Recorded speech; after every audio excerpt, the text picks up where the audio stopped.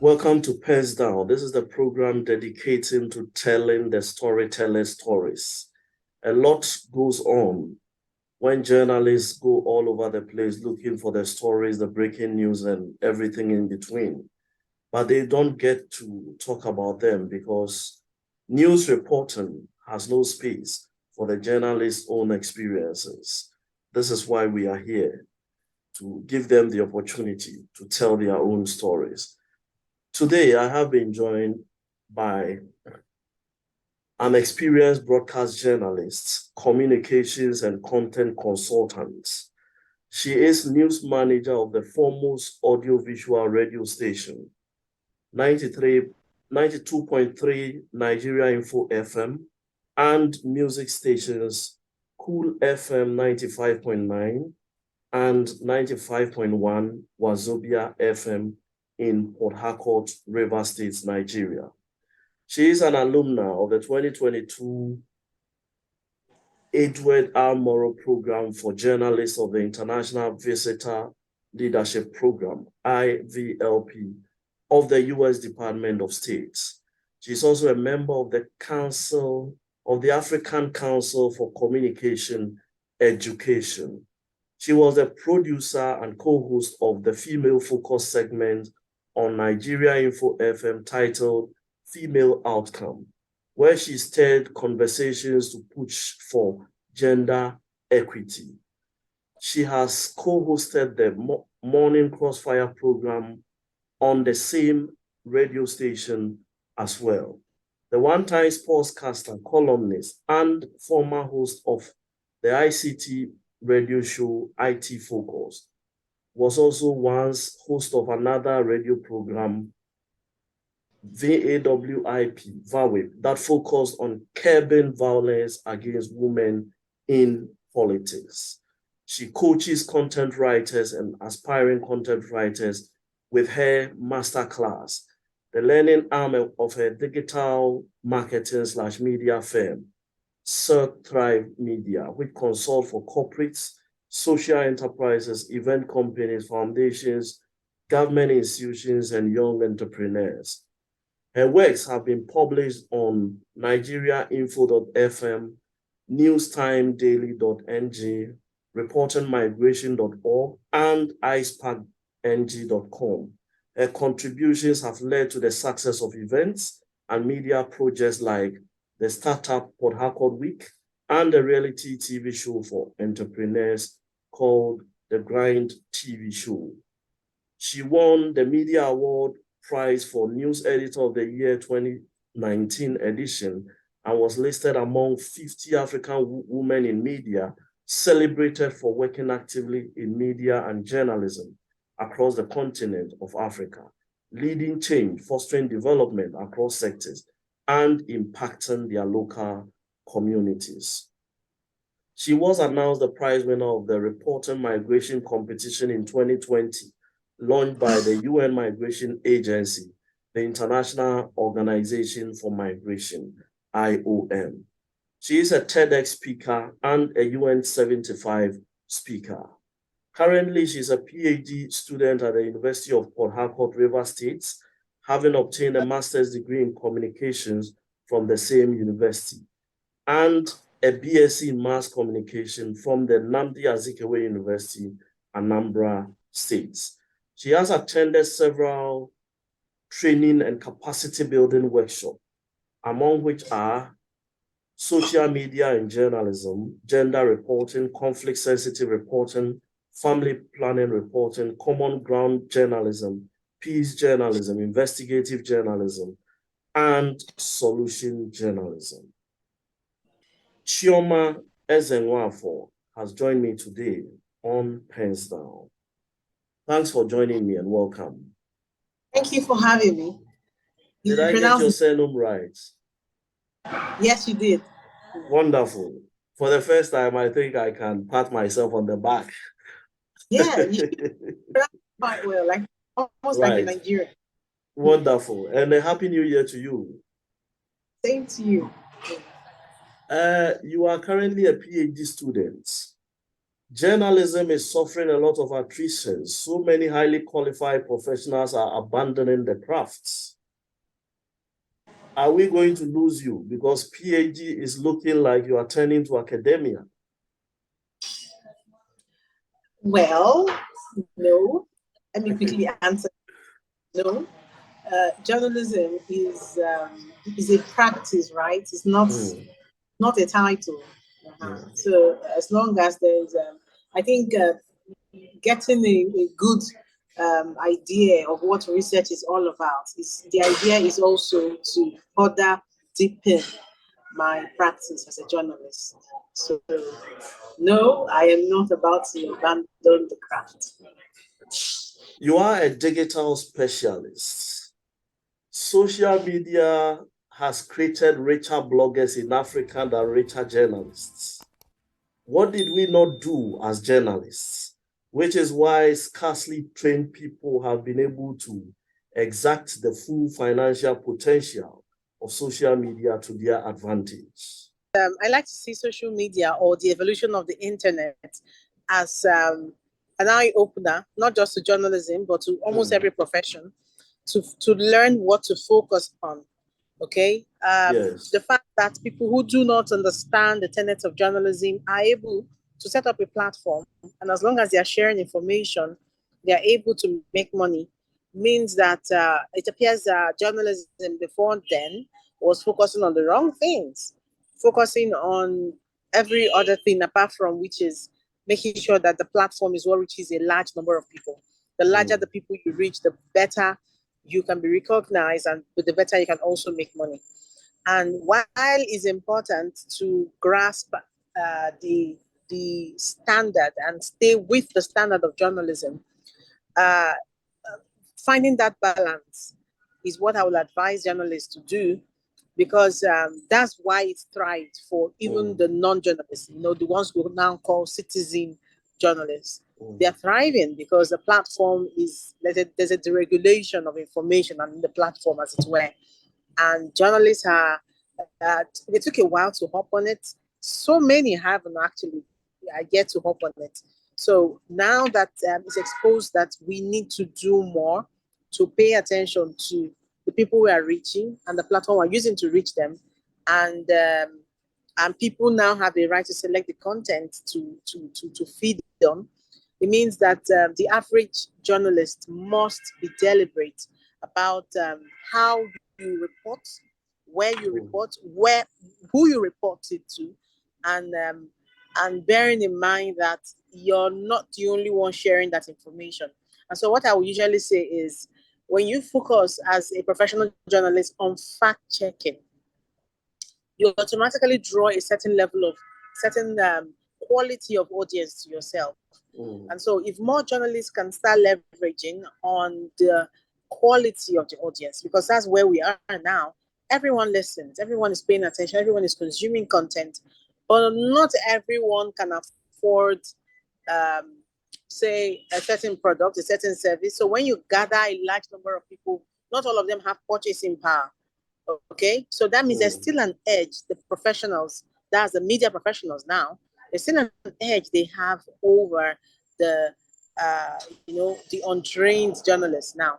So you may have a blog and then you're sharing information, but if it continues to put people in trouble, or it continues to put people in bad light, and continue because you are not trained, and it continues to put, to set situations on backwards or on fire, over time, people are not going to pay attention to that anymore. And I think that actually happened to blogging, at least in Nigeria.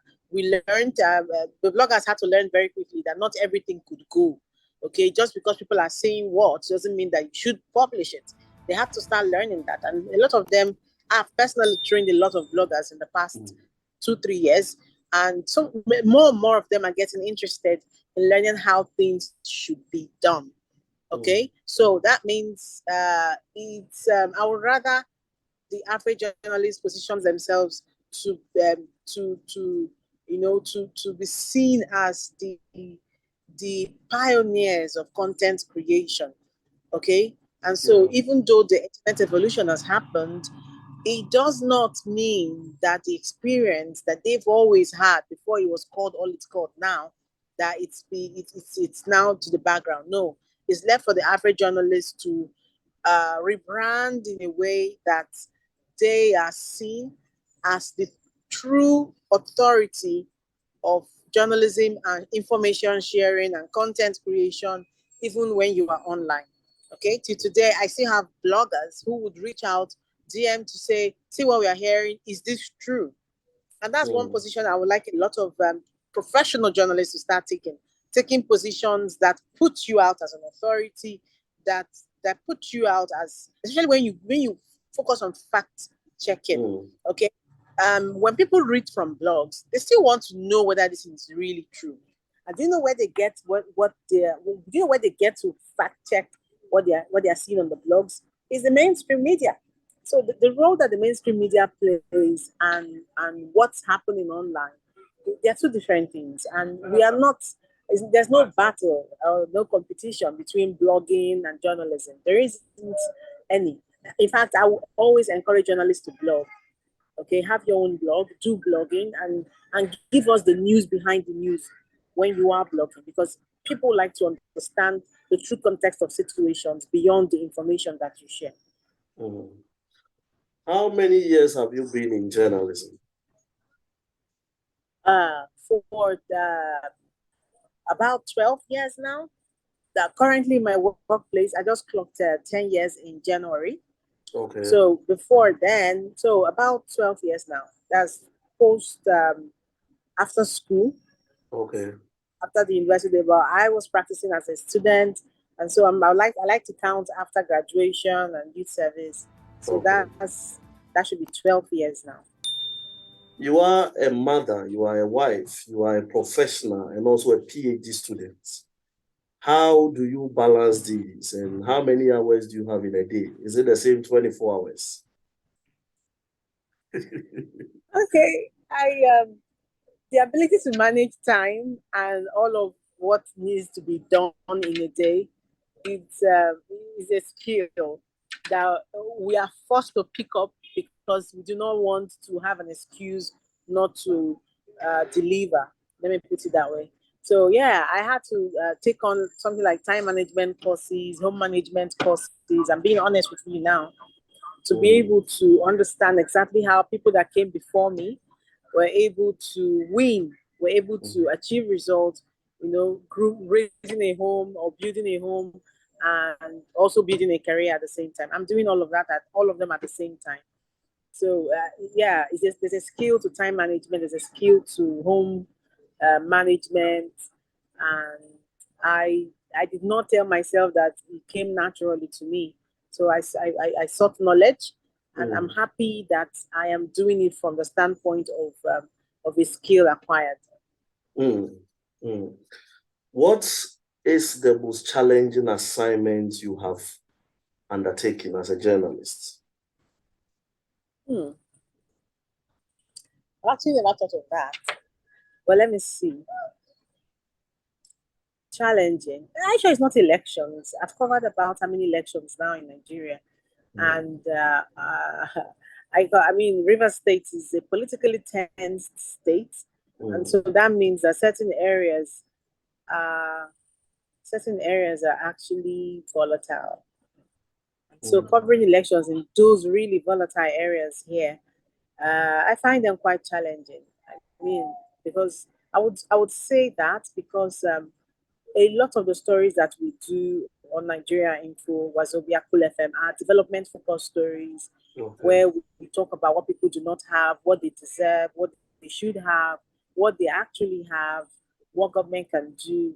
So for those ones, the challenges could either be access to information to report on government's angle of things, or access to get to the people that are truly affected by the issues you want to report on. So those issues are like the regular ones.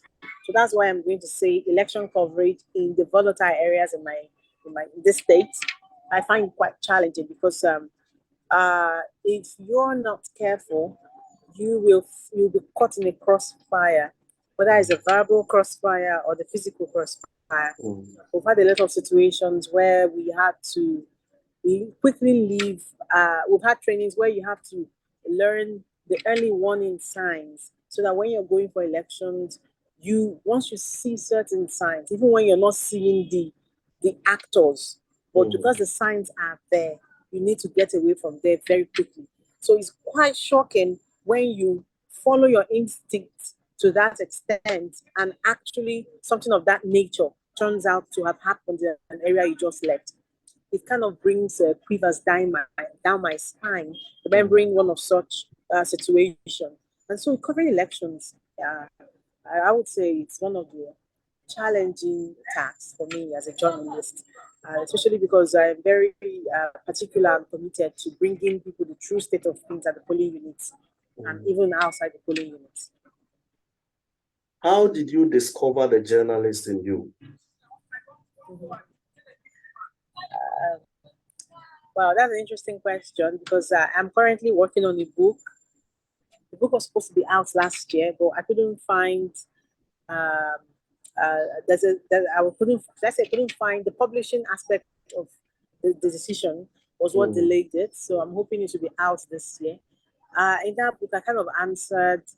I kind of put out what I'm about to share now in details. Okay, but it was born out of realizing that there was so much ignorance in Africa.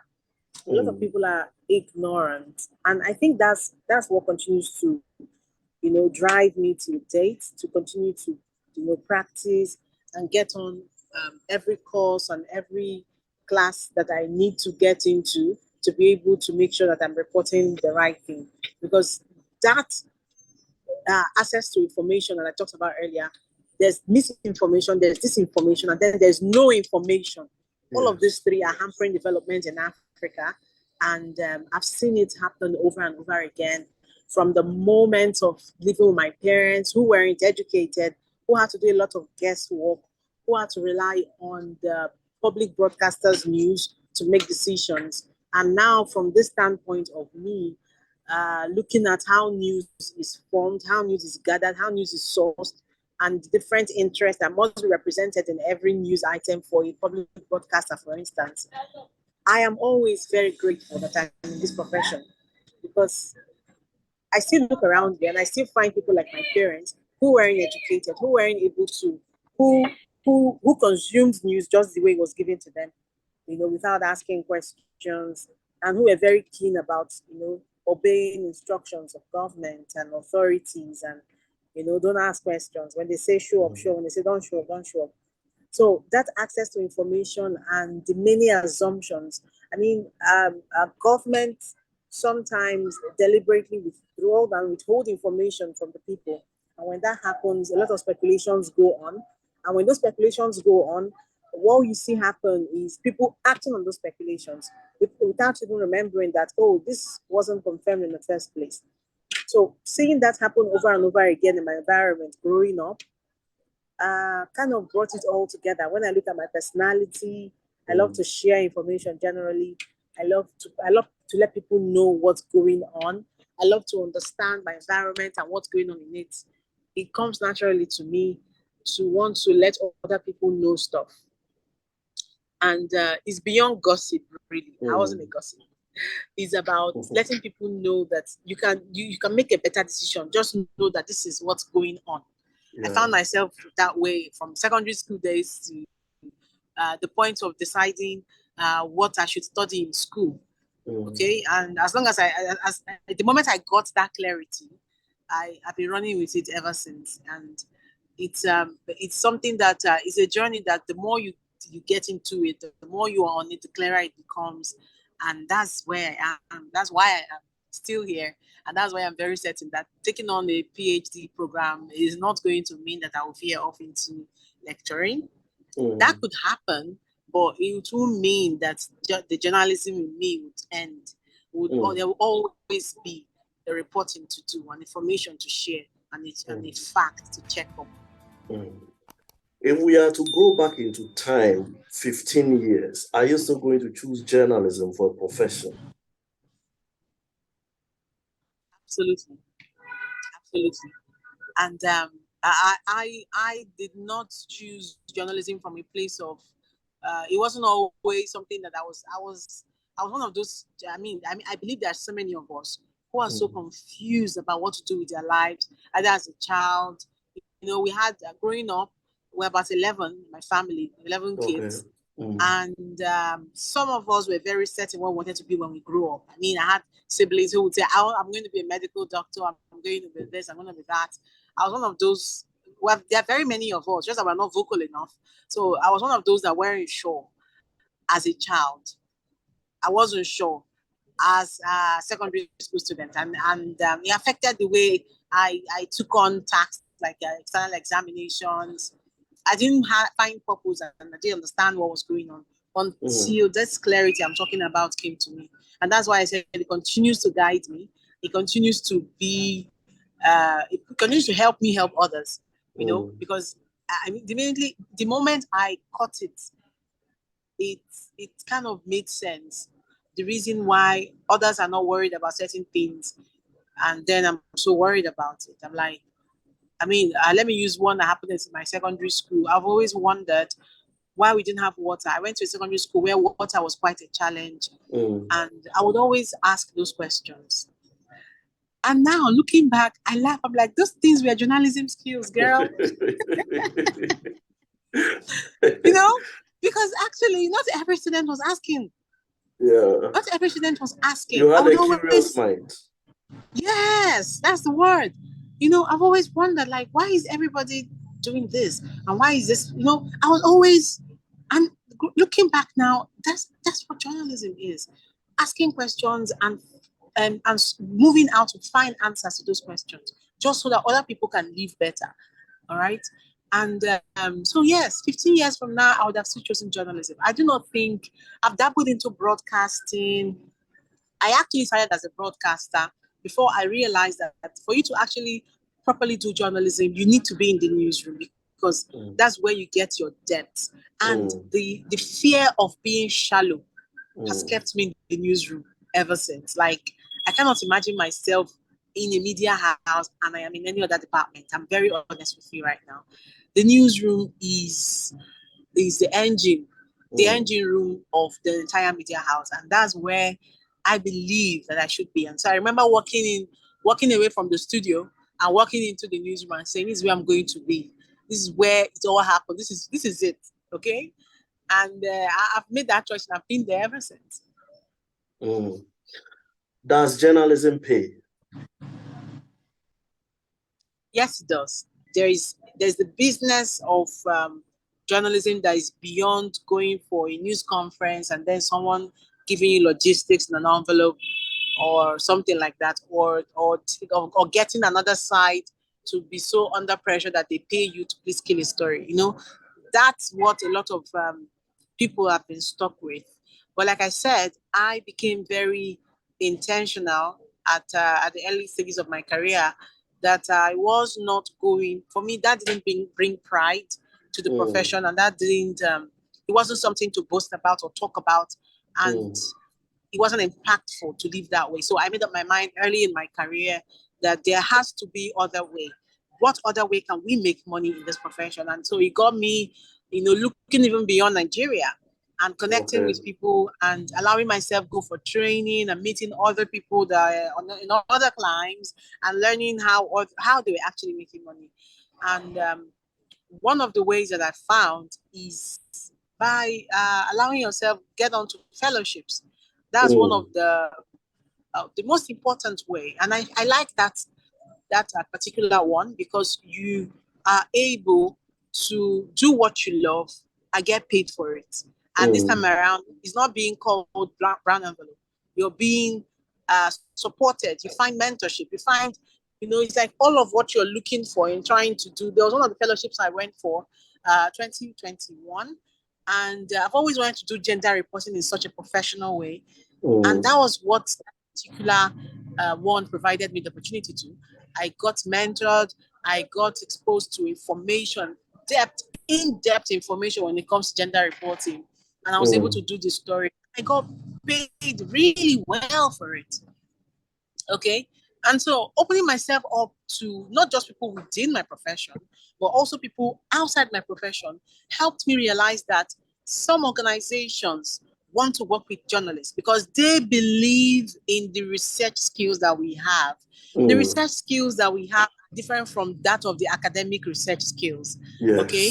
And so that's why you're opening me up to, it's called brand journalism, where you help organizations to package reports that tell stories from their brand perspective, looking at what they've done, how they've helped solve society's problem, and you help them package a report. Sometimes it's something internal, not something that they want to share with the public, but something that, say, a communications department of an organization wants to use to share internal communication. All right, Yes, just to get people to understand that way we want to tell our stories. They contract such jobs to journalists because they believe that journalists are already, this is what they already do every day. So you do for them, and then you can name your prize. And then I like to work with them because they value what you offer. They value your skill, as against doing it within your profession, where they are skeptical of whose side are you on, But outside there, when you're doing it in the business world, when you're doing it, in other sectors, the non-media sector, there isn't any of such discrimination or stereotype, just pure respect. That's one thing I've noticed. And so you can also serve as a consultant to these people and then share knowledge on how they can make impact that will be recognized even by government. So that's there's so many ways. I think another key one is last year I got invited to be part of a team that was focused. That was 2019, not last year. 2019. The Rivers State government got interested in creating a digital footprint for Rivers State, like Google Rivers State, to stop seeing militancy, to stop seeing, and they gathered a group of journalists, and all they did was an innovation tour. Okay, an innovation tour where you're paid daily to go on this tour. So it was like seeing the city away from the way you see it as a journalist. I mean, going to the communities, but seeing other things that other people in the city were doing. Okay, and so you're not making stories from that immediately. You know that when you go back to your station and you're having conversations around any other thing, you know that you've met other people, and so you're able to tell a full story. And a one-sided story of some people are hungry. Yeah, some people are hungry, but there are other people in the same city doing something about people being hungry. And these people are not government people. They are regular Nigerians to solving the poverty problem as well. So I can go on and on to, I mean, there are even some of the opportunities that we haven't even had time to tap into. But there is so much undone when it comes to making money, or how lucrative getting journalists to be. There's so much that brings on. Okay, and it starts with you taking your eyes away from what you should get from an event when you go to cover an event, or what you should get from this, go and cover their new press briefing. When the moment you begin to allow your funding come from really legit places, you own an independence that even politicians are afraid of, because they know you find them deeper clarity, and you're able to report your stories without any iota, with full objectivity, and and following that method that ensures that your bias doesn't get into your story. So I like the question because it helps us to deeply think. It reminds us of the need for us to deeply think about how else we can make money apart from, depending on tips when you go out for events. So that of course there are other aspects of when you're a journalist, you have an edge over those who are not, who got in perhaps maybe they are just PR professionals, or they are just other aspects of communications. A journalist always stands out when they get into any field. Like I said, I've gotten into digital marketing space, Yeah. and the way I'm doing my digital marketing is different the way the average digital marketing person who is their first experience is doing it. I'm doing my digital marketing practice, a 10-year journalism experience. So when I talk to a client and I'm talking about, there are certain things I don't have to, I'm talking with data, I'm talking with facts, I'm talking because of the issues you're mentioning. I was there. We are the custodians of history, right? So we were there when the first one thing or the other happened. So we understand the circumstances that led to that thing that you're pronouncing because you Googled yours, but me, I was there and I heard the story and we understand how it happened. So I'm able to give you strategies for you to promote yourself online or to promote your business online from a factual perspective, which a lot of people appreciate. What are your golden memories? Let's take that again. Can I remember easily now? Let me see. They are golden memories, so they should be.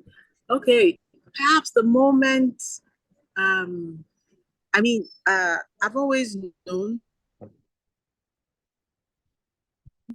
that journalism was going to evolve, that the internet was going to evolve journalism. And I was a practicing journalist, and I saw that a lot of people were, rather than embrace, they were criticizing, they were pushing away what was eventually going to swallow them up. Let me put it that way.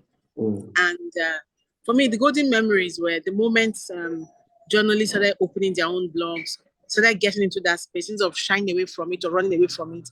That moment of watching journalists pick up, we're having more and more journalists now take on, like things I just talked about now. We're having journalists open their own online platform.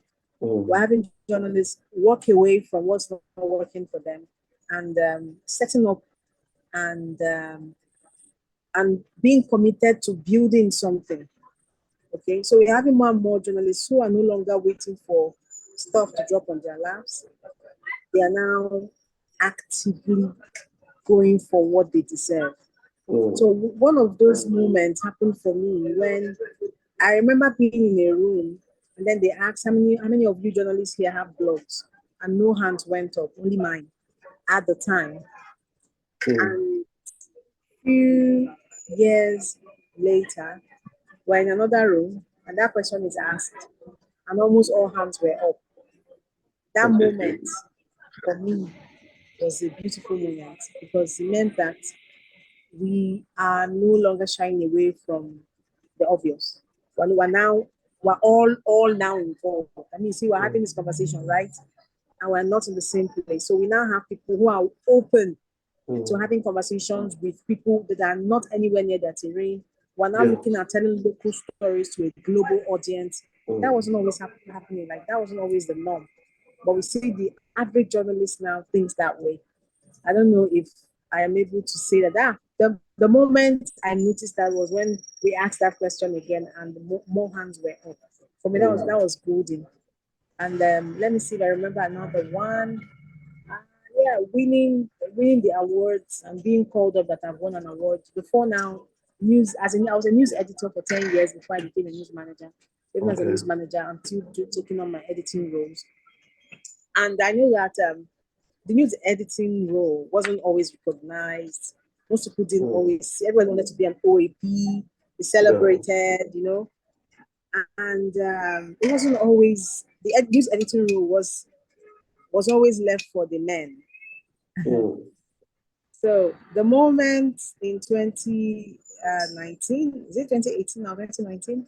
The moment I was announced as and recognized, my role as a news editor was recognized at the Media Awards. And I was awarded the News Editor of the Year. For me, that was a golden memory because, I mean, I'd done it at the time for, I think, 7 years. And that it was recognized meant that it was no longer taken for granted. And it also meant that I had opened more doors for people to see this as a profession and not something they do while waiting to become an OAP, which was what was the case for a lot of people. Well, in my case, I left the microphone, like I like to say it. I left the microphone and picked on the news editing role because of my love for journalism. So I think those are the few golden. I'm sure there are others, but I think this video is over. I perhaps may remember other really beautiful moments that I find quite interesting, but these are the two for now. Do you support calls for the licensing of journalists? Licensing. Yes.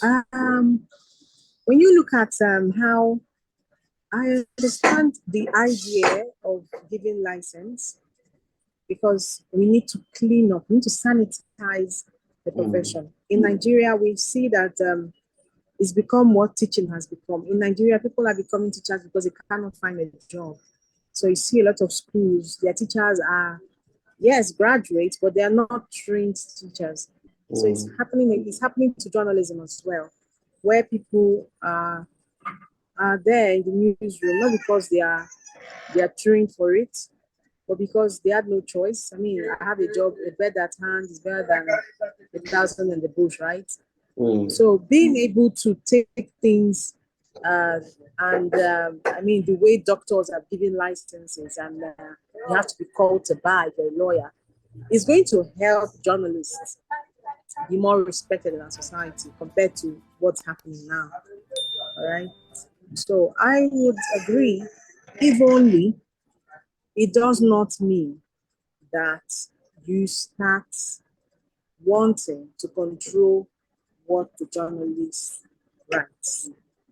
So if the licensing is about allowing the journalist to meet certain criteria, which is aimed at standard, okay, promoting the standard of journalism, and that's the certain criteria you're supposed to meet before you're given a license to practice, like in nursing and every other respected profession. If that's where the idea is coming from, it should be done, but not by the government, but by a body, an independent body. Okay, just like the one for medicine and other respected professions are not done by government. Yes, I would agree to that. I would agree because it's going to sanitize the system. But I would not hope, I would hope rather that it would not mean that it gives any opportunity for control. Okay, because that will mean that the media system begins to get threatened, and that won't serve us. So it's something that has to be done very tactically, carefully, and so that we can achieve what we are hoping, which is to sanitize the system and not control. My final question, what's your take on the brown envelope? Brown envelope. It's one of the things that brings the disrespect I talked about earlier. It's a lot of people take it in various ways, call it different names. But once you're able to, that's why I like the question you asked earlier. Journalism is lucrative, but not in the way we have looked at it. Journalism is lucrative when you're willing to, fold your sleeves and get your hands dirty and work on stories that get you recognized, either as an award or a fellowship. Do stories that you can use as to build your portfolio, to get to fellowships where you get paid, and where you also get to support people and get on tables beyond outside the profession. When we have more people thinking like that, even the people that give the brown envelope would know that they have to, it has to go. So brown envelope threatens the profession and puts us in a very vulnerable situation as journalists. So yes, I am against brown envelope, and I really do hope that one of the ways to tackle it is for journalists to be paid better than they are paid now. Not that it's an excuse for bad behavior, but because it's going to be easier for journalists to say no when their logistics is taken care of by the owner of the station, when their welfare is also taken care of. So it's not like you are depending on what you're about to receive, which is called brown envelope, to be able to cater for yourself. That's the situation a lot of people find themselves. But discipline is what I always push for. Discipline is what I always call for.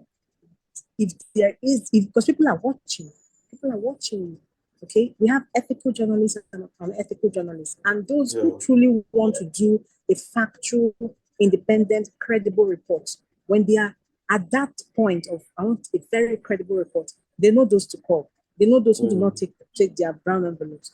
And they will still not call you who take the brown envelopes.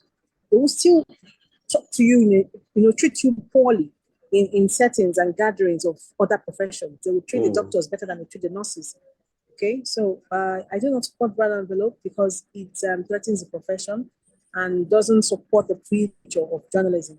And so if we can have more and more people setting up media houses, prioritizing what they pay journalists and seeing them as, I mentioned earlier that newsroom is the engine room of every media house. So that means we should budget more for newsroom, from the logistics to the welfare and insurance of journalists. All of that should help journalists see themselves, to hold up to that standard and say no to one another very easily than they can say it now. Just one top up or follow up. Have you ever been approached with a bribe in the line of duty before? That's a normal. I mentioned earlier that yes, I mentioned earlier that I'm practicing in a state that is politically tense, especially because we have elections in about less than 20 days. So yes, of course, so that's why it's not every meeting that you are invited to that you should attend. Okay, certain meetings, you have to be very certain that those meetings are not meetings where you are going to be bribed, like you're leaving the door and your bag is following you, kind of meeting, and then you put yourself in a compromising position. So it's a time for journalists who know their onions to uphold that profession. No matter how much you're given, it's going to finish, isn't it? Yes. So yes, it's part of it comes with the job and the skill of saying no too, because how you say no, because how do I put it down? How you say no is also very important. Okay, say no clearly. Okay, say no clearly. Sorry? And stand by it. Yeah, of course. Say no clearly and report the objective. Sometimes some people say no to the other side and then plan say yes to the other side. So say no, say your no clearly and say it loudly for the next person to even hear that you're saying no, so that you burn the bridge of anyone. So the same people cannot come approach you for the same request, maybe some other people. But the moment you're able to say your no clearly, they will tell the others that no, don't go. She won't do that with you. She won't agree to report from that angle. Just allow her to do her thing. Leave her alone. They will tell others when you consistently, practice that. They will know you that you are a professional. And so when they want a professional job, they will invite you. You are the one they will call in because they want people also know that you're credible. So when they see you in the setting, other say, okay, this is not what I thought. So let's come in. So this has been PENSDOWN, and today I've had the company of Chioma Ezenwafor, all the way from Rivers State, Nigeria. Thanks for your time today. Thank you. Thank you for having me, Stephen. We've talked her journalism journey. She has given us her word that, yes, she's doing PhD, but journalism may not lose her. We are holding her by her word. And we will keep this conversation and monitor to see how she stays true to her word. It's been PENSDOWN. Thanks for joining us. We'll be back next time with another edition. And we'll have another colleague join us. Bye for now.